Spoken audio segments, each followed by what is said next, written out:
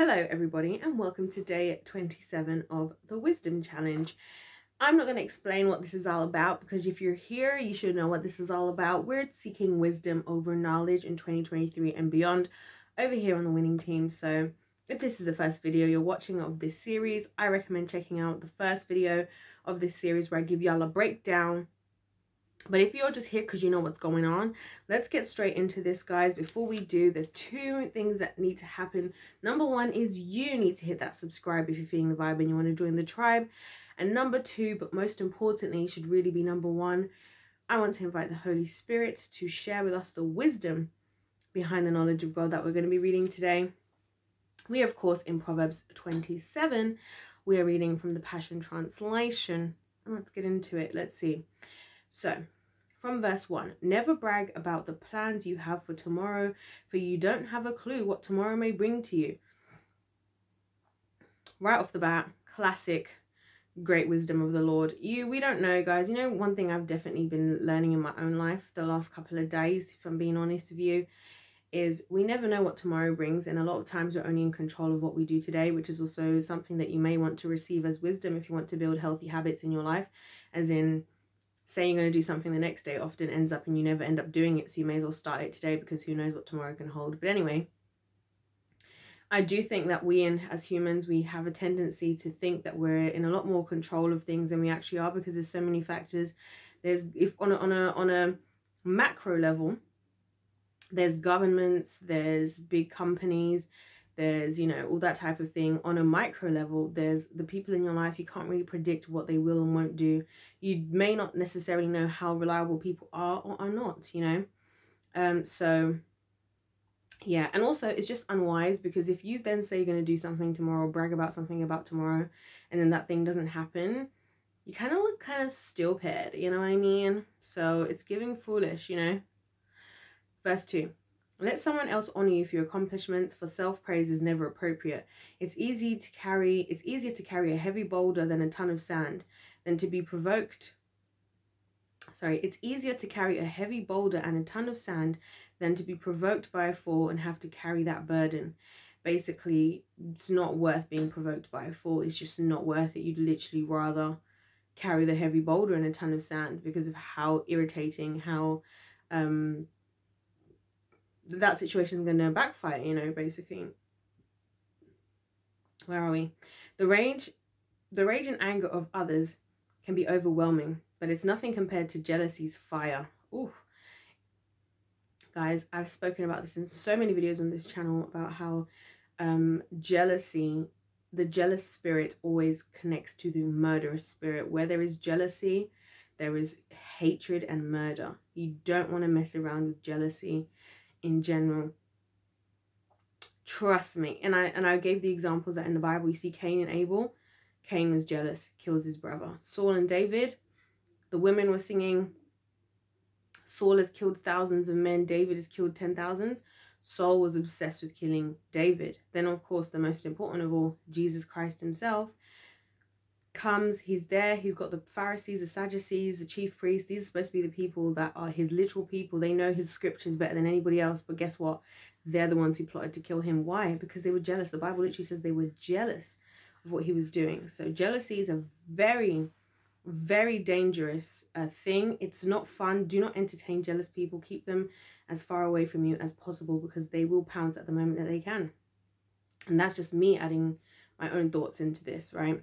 Verse 5, it's better to be corrected openly if it stems from hidden love.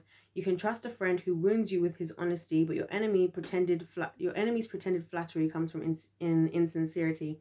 This is so true, guys. I know this myself because I've seen this happen as a friend and as a family member and as a person, where I will be the only person or the first person to actually tell somebody the truth. And it could be something so basically simple. Like, I had a situation with a female friend of mine, and she asked, like, she just got her new glasses, and she asked a bunch of us, of her female friends, what do we think about them.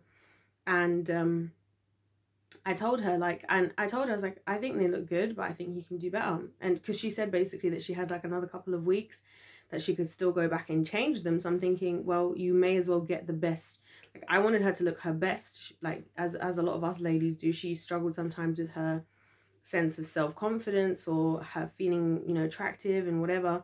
And I was like, so am I going to lie to her in the moment? Which, by the way, our other friends actually did at the time. I'm not friends with any of them anymore, but my other friends did at the time. But I was like, but me telling you the truth, first of all, I'm actually helping you out, because me being honest is going to get you further to what you actually want than me lying to you. And that's like a very basic level, guys. It goes on all levels. It's like this whole new thing of us ladies telling our friends that, like, oh my gosh, it doesn't matter if you're like overweight, you're still perfect. No, you're not. You're not. You're not. Anyway, you guys get the gist here. Verse 7. When your soul is full, you turn down even the sweetest honey.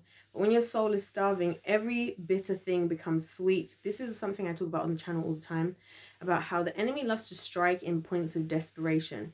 When you're satisfied, when you're happy, right, you'll turn down. Like, this is like, guys, this is why I think that, you know, the enemy will wait to attack people in relationships.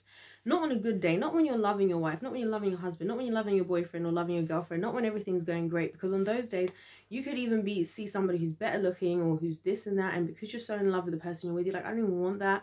I'm so happy with what I have here. Like, I'm blessed. Like, what I have here is all I need. When does that not happen? When you're not feeling like that. And that's why I think so much of life is escaping traps that are set by the kingdom of darkness that are seemingly good. Just like how the Bible says the enemy comes disguised as an angel of light. Always the enemy comes disguised as something good or something good for right now. And there's something about us as human beings I think is normal. I was listening to this on a podcast. Say you're listening, I was watching / listening to this podcast that I watch sometimes called Shits and Gigs. I know some of you are going to be upset that I even said those words, like that word in the video. But anyway, they were talking about how as men, it's two guys who run it, they were saying how as men, how it's always just so much more tempting and interesting to do something that you know you're not supposed to do, which I get it, because that's human behavior. We always want to do the thing we're not supposed to do more than the thing we're supposed to do. Like, you can be in a stable, healthy relationship and you'll find it boring because you're not having the kind of adrenaline and ecstasy and the roller coasters of emotions that you have in a toxic relationship, you know? Verse 8, like a bird that has fallen from its nest is the one who is dislodged from his home. Sweet friendships refresh the soul and awaken our hearts with joy, for good friends are like the anointing oil that yields the fragrant incense of God's presence. So never give up on a friend or abandon a friend of your father, for in the day of your brokenness, you won't have to run to a relative for help. A friend nearby is better than a relative far away. Wow.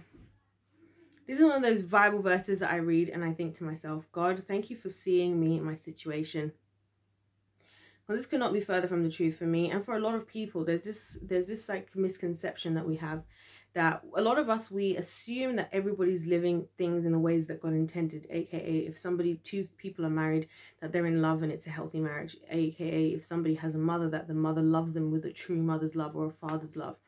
A lot of the times these things aren't the case, right? A lot of times nowadays I'm more and more seeing more examples of how it seems like I don't see how any of these things work without the Lord, or at least people who kind of walk in the ways of the Lord, right? So you see a lot of people who might not necessarily be like, you know, deep believers in Jesus, but they walk in the ways that the Bible says, you know, so they still benefit off of it, right? A lot of people are not in that situation, and sometimes you find yourself where, you know, friends or non-related folk can actually be more dependable, have your best interest more at heart than family. And sometimes that's hard, because we want to all as humans believe that, oh, a mother will always love every child with a mother's love, a father will always do this, an auntie, an uncle, a cousin, a brother, a sister. And it's just not the case a lot of the time, because a lot of the times the kingdom of darkness, if they can, will use those people. But you know why? Because things hurt worse when it's from somebody like that. You can be hurt by a friend of somebody that you've known for a couple of years, and you're like, when it comes from your own parent, when it comes from your own sibling, your own cousin, your own auntie, uncle, grandparent, it's going to sting worse. And that's why a lot of the time, even going back to jealousy and not everything, kingdom of darkness will use somebody who's right there, who's like the closest, because that will be the harshest trauma they can deliver to you, more than just a random person that you can say, oh, well, it's not like we were related. You know what I mean? So I'm grateful that God actually acknowledges this. And he's saying here, better than a relative far away. Yeah, because a lot of relatives will just try and lay claim to a lot of things, like whether it's their opinion in your life or their attachment to you just because you're technically related by blood. Nah, mate. Where are we? Verse 11. My son, when you walk in wisdom, my heart is filled with gladness, for the way you live is proof that I've not taught you in vain. A wise, shrewd person discerns the danger ahead and prepares himself, but the naive simpleton never looks ahead and suffers the consequences. Co-sign for one you barely know, and you will pay a great price. And anyone stupid enough to guarantee the loan of another deserves to have his property seized in payment. Once again, God's like saying, and he said this before, don't put yourself on the chopping block for somebody else, because you never know what that person is or isn't going to do. And I gave you guys the example of this YouTube channel that I was watching before called Bounty Hunter D. You guys should watch it as well if you're to hone in this point. One of the types of videos that he makes on his channel is, I think it's his channel, or one of his channels is, he goes and like if people have like been arrested or whatever, and then they've been let off based on, you know, they've been given certain bail or bond conditions, if they violate them, so let's say that the defendant in that case doesn't show up to court when they're supposed to, based on the fact that they gave money or they gave property or whatever to allow them to be freed until they had to come back to court, he goes and tracks down what's going on. And it's interesting because a lot of the time he can't find the person, but he can find the relative who put their car up for the bond or the bail or said that they would pay the money. And then that person's like, well, this isn't fair, you can't hold me accountable, I didn't do the crime, I was just trying to help them, I thought they would show up. And he's like, I get it, but the legal system doesn't care. You decided to put yourself in the middle of somebody else's debt. Now you have to, it doesn't matter what you thought of them, now the law's coming for you, your car registration and everything has been written down, I'm taking your car. Like, and he takes their cars and he does all this stuff. And it's so interesting because it actually shows you that those people didn't really, like you would assume, and a lot of times it's family members, it's girlfriends, husbands, whatever, and you think that person, how could that type of person ever do that to you? And that's exactly going back to what God said before in this part where he was like, what was it? You won't have to run to a relative for help. A friend nearby is better than a relative far away. Like, you'll be very quick to see that, oh, this person doesn't even care. They're willing to let you have to lose your car, lose your money or whatever, while they're just trying to escape the punishments. So, you know, just again, a bit of genuine wisdom here. Like, just don't get involved in these things, because like I've said to you guys before, and I'll say it again because I think this is a thing I've noticed about wisdom, is that you can't, like it said in the beginning, you don't know what tomorrow holds you, and you don't know what people are capable of. So don't think that you're always going to be in control and you always know, because you don't. You think there's a lot of people today, I believe, who are depressed, who are suffering from mental health issues because they've got the wrong people in their life. They don't even realize that those people are problematic, as far as like what they're saying to you, what they're going to say to you when you tell them about what you want to do, or you putting your trust in them. They ain't got your back like you think they do. You just haven't realized it yet because maybe you haven't been put in that position. So anyway, where are we? Verse 14, do you think you're blessing your neighbors when you sing at the top of your lungs early in the morning? Don't be fooled. They'll curse you for doing it. Just basic like things that human beings don't tend to appreciate. Although, guys, I don't believe we should live in a chokehold about like, oh, what do my neighbors think? What will my neighbors think about everything? Because there's some people, I personally think, they just overthink everything. It's like you're literally living in slavery to the opinion of your neighbors. Like, let's not do that either. Verse 15, an endless drip, drip, drip from a leaky faucet and the words of a cranky, nagging wife have the same effect. I get it. It's like it's not a huge slashing of like a machete or like a katana in your back, but it's like a constant stabbing of a paring knife all the time. And it's like almost even worse because it's so irritable that you're always just being stabbed constantly, just like how you're always hearing the drip, drip, drip, drip, drip, and it's just annoying you constantly. Once again, God is advising against cranky, nagging wives. And just again, like, I just want to say, like I said before, I think a lot of this is also some people, some guys and women, but specifically we're talking about wives here. So guys get into relationships, marriages, just because they want to have a companion and somebody there. Trust me, you'll be better off single than with somebody who's like this. And if you want to know more about how women can destroy your life just by nagging you, check out the day 5 video, because that video I think is still my favorite of all the Proverbs videos I've done so far in the Wisdom Challenge. Verse 16, can you stop the north wind from blowing or grasp a handful of oil? That's easier than to stop her from complaining. Oh my gosh, he's doubling down. It takes a grinding wheel to sharpen a blade, so one person sharpens the character of another. Yeah, again, the importance of, you know, iron. I think it's like the iron sharpens iron. I wonder if this is iron sharpens iron. I don't know if this is where it is in the Bible, but there's a verse in the Bible that says iron sharpens iron. It could actually be this one. Should I just check in my Bible? Let's just check. My back. My back is not doing well today, guys. Right, let's see. So we're in Proverbs 27. I'm going to check in my Bible, which is in the ESV version. It might just say the same thing, but just not in the words that this one is, because obviously the Passion Translation is a lot more, I think it's a lot easier for people today to digest. So where are we? 17. So 27:17. Yeah, I thought so. Iron sharpens iron, and one man sharpens another. So pretty much, again, this completely different to how the world looks at things. As far as the world looks at things, like, and especially for a lot of us ladies today, oh, whatever feels great and whatever sounds great, that's like the perfect thing, and that's like everything you need to hear. But it's not true, guys. No, is that the phrase, no pain, no gain? Being wise, gaining wisdom oftentimes is a painful process, because you have to realize, you have to have the humility to realize, I need to do better. I thought I was good, I needed to do better. Sometimes it comes from very humbling experiences where you have to really rethink what you're doing. And when you're encountering other people who have the mentality, the teachability, the humility, as we've connected to wisdom so many times in this this whole challenge we're doing, when you encounter people like that, a lot of times it is like iron sharpening iron. You're both becoming sharper because you can handle the criticism and the correction, as the Bible even says, is required for wisdom.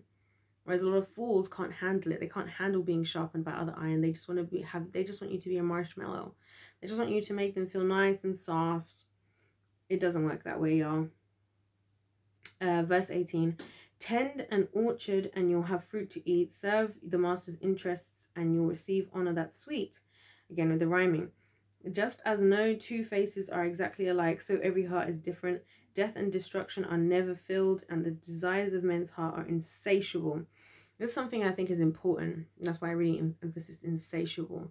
That a lot of the desires and pleasures we have, guys, of today, the instant pleasures, the instant gratifications, the instant whatever it is, it's insatiable. Like when you operate from a foolish perspective, when you operate through wickedness, you will seek things, and everything you seek will constantly be insatiable. And I think that's one of the most depressing types of places to be in life. You know what's not depressing? Contentment, which I think is what comes with wisdom. Because when you have something that's insatiable, it's like the people that no matter how much money they earn, it's never enough. No matter how many women they've slept with, it's never enough. No matter how much whatever notoriety, fame, it's never enough. No matter how much clothes they have, it's never enough. No matter how much food they eat, it's never enough. That insatiability is attached to foolishness, because wise people learn to be content. Contentment is a virtue that I don't think this world actually appreciates. And you guys should read the book of Ecclesiastes, because in Ecclesiastes, guys, also written by Solomon, who wrote this book, right? He talks in there about how he's got 700 wives, 300 concubines. He was the wealthiest and the wisest in all the land. He basically was living the alpha male situation to the highest level. Like, he had all the women, he had all the money, he had all the wisdom. And he talks about in that book how he indulged in all of that. And this is why I believe God allows people to be real in the Bible, because it shows the truth behind stuff. He indulged in all this stuff, and he came out the other end feeling like, this is all vanity, this all means nothing. I can have any and every woman I want. I've got all the money, wealth, everything, and this is not satisfying. Is that insatiableness of the things that are not of God, right? God is like, well, you should be with one woman and in marriage. He's got 700 wives, 300 concubines, and he doesn't feel satiated. Why is that? Do you see what I'm saying? He's got the wealthiest in the world, and he's looking at all this. He's like, oh, it's just vanity. It's not even anything. Y'all should read Ecclesiastes. That's all I'll say. Verse 21.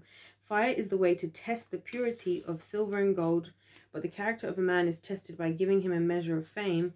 You can beat a fool half to death and still never beat the foolishness out of him.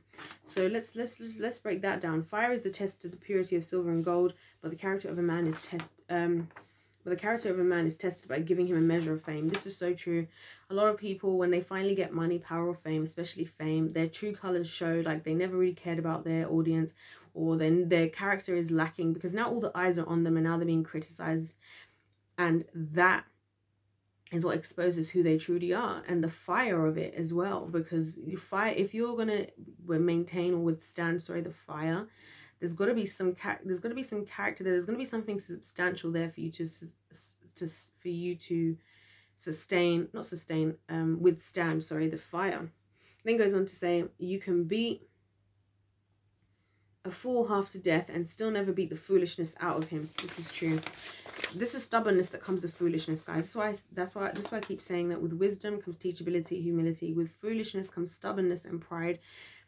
Foolish people will literally, as the phrase goes, die on that hill. That is the stupidest thing you can do as a human, is be prepared to die on a hill. You should always be, and I think the wisest thing is to be teachable, as far as at any given point I could be completely wrong. A lot of people, if they thought that way, would be moving forward in life. And I've noticed that a lot of actually successful people that we all agree, Christian or not, are successful, are super teachable. They'll say stuff like, I've always been a lifelong learner. So people who are below them, and I find this really interesting because a lot of people out there who are very prideful about what they think other people should do, or what they think they should do, they seem to think they know everything. They are the ones who are unteachable.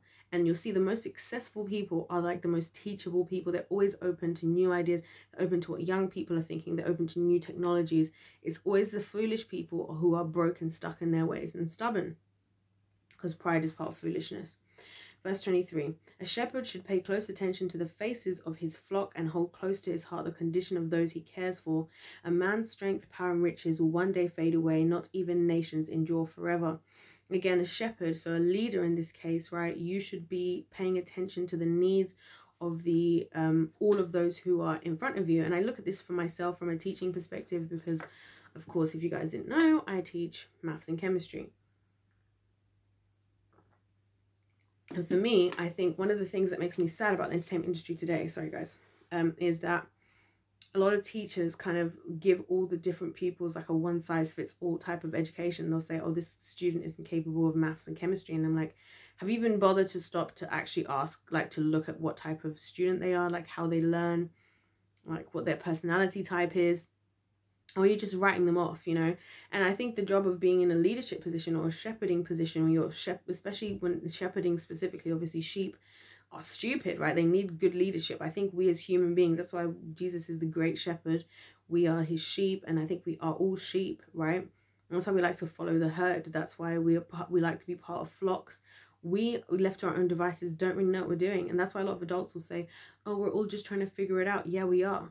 And so we need to, first of all, submit to the great shepherd, which is Jesus. But also we got to understand that if you're in a position of leadership, you got to understand the needs of your people, you know? Verse 25, take care of your responsibilities and be diligent in your business, and you'll have more than enough, an abundance of food, clothing, and plenty for your household. So once again here, God is just kind of highlighting the very basic wisdoms that if you do what you need to do, if you show up to work every day, if you show up to what you're supposed to do, if you dedicate yourself to your skills, you're going to be able to look after the things you need to look after. Sometimes it's not always, like I like to say as part of this challenge specifically, the world will always have us thinking that, oh, there's this like specific different idea that I need to follow, or business strategy, or like, you know, all these ads. I see a lot of these on YouTube. I don't know why I see them, because I never get involved. I don't get involved in these things, right? I have, like, in the long past, by the way. That's how I know these things don't work. But they'll be like, try and they'll be like, oh, join this thing and do this one secret and you become a millionaire. It's like, no, how about just show up to work? How about just be good at something? And that's the wisdom of God, that if you just stick to something, you stick being good at it, you show up every day for work, show up every day to what you do, you're going to be able to cover the things you need. It's not always some big secret. There's not always some big secret hidden wisdom. Sometimes the hidden wisdom is just do what you need to do and show up. Like a bee would show up for and expect the flowers to be there. You know what I'm saying?